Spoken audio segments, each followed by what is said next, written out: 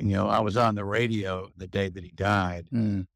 basically broke the news to the world that Elvis Presley, Memphis, Tennessee, was dead. Mm. And it was an unbelievable day. That I was working afternoons then on FM 100, and we have the old bat phone, the hotline in the control room. And it started ringing, and I would give the number out to my friends and stuff, and I answer the phone, and I to this day don't know who it was, but somebody worked at Baptist in Union, and were screaming in the phone, "Elvis is dead. They just wheeled him in here. Elvis is dead." I'm like, "What?" He goes, "Elvis Presley. They just brought him in from Graceland. He's dead." And Mm. I'm like, "God, you're kidding." A few minutes later, one of the news guys comes running down the hall, white as a ghost. I'll never forget Steve Thomas. He kept busting in the control room, and at the same time, I looked at him and said, "Elvis is dead." He said he had a bunch of papers in his hand. It was like a scene out of a movie, Mm. And he said, "Sit down and get on the mic. Let's go." And we kind of basically broke the story. And that was in the afternoon, like at 3:30 or 4, something like that. Stayed at the station till midnight or 1, Mm. answered calls from all over the world. Mm. Because again, no social media, and Right. and we did stations in Germany and Mexico and the BBC. And Wow. so we talked to people forever.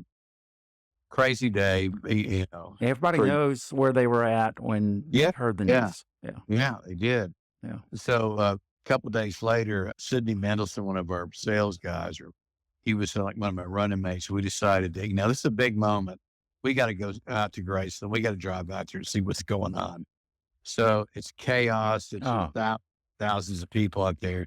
So we're driving down Elvis Presley Boulevard, down the turning lane, the middle turning lane, to get around all the traffic. So we're trying to get there, and I'm literally thousands of people everywhere. Police are going crazy. All of a sudden, this cop sees us and comes after us because we're going down the turning lane.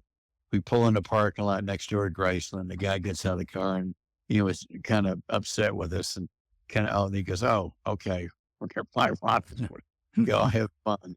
So then we run over there, and Sheriff Gene Bart's the column by the gates of Graceland, smiling Gene. We walk up in the crowd. He looks at me and Sydney and tells the officers, "Let those two in. Come on." Oh, no. So we get to go through the gate, and we stand there with about, it's chaos, right? Yeah. Like we're with all the national media people from every magazine you can imagine that was big back then, and TV people. And so we are some of the first ones to go see the body lying in state. Really? He was in this coffin. The front doors of Graceland were open, and he was laid out there. Now, he was a pretty big boy, right? At the end? It was pretty big. Yeah, he was Okay. pretty big. So anyway, so we start going up there, and they're going to let us go by. And I guess kind of you walk up all the way up to the front door there, and there's a line of us, and you look at them and you kind of see it and pay your respects, and then you just move on. They want you to keep moving, kind of look and go. Right. So it was one of those things where we walked past it, and I looked, I said, "I don't remember. People are going to ask you 50 million things. Would he have rings on?" So we got halfway back, and I thought, I didn't pay attention. I need to go back up there again. So I just got back to the line and went back up. No cameras probably, right?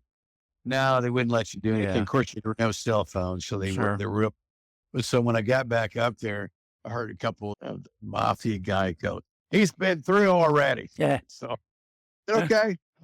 So I know there's some tension going on. I'm going to go ahead and go. So was he, how much of his jewelry was he wearing, if you can remember? Yeah, I don't remember. I'm sure a couple of big rings and stuff on TCB there. ring and all that? Yeah. Had I been able to get a photo, though, the National Enquirer told us they would have paid us a whole lot of money. I bet.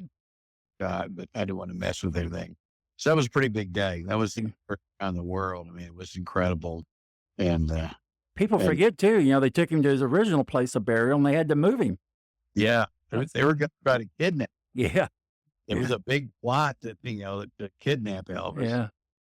Mayhem. And I think to this day that one of the statistics that I always remember is that it was the largest amount of flowers in the history of the flower business. Really? To ever be sent anywhere at one time for any occasion. Wow. And I think it still holds the thing with FTD.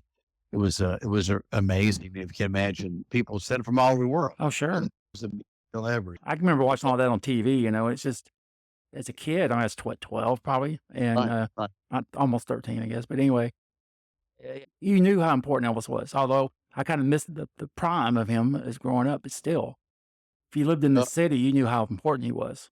Hey, it's Ron Olson, and I hope you're having a good time listening to Memphis Mike and Friends. And just keep it on, tell your friends about it. And Mike is a really good guy, and he pays all his bills. Listen to Memphis Mike and Friends as we share many, many other Ron short stories.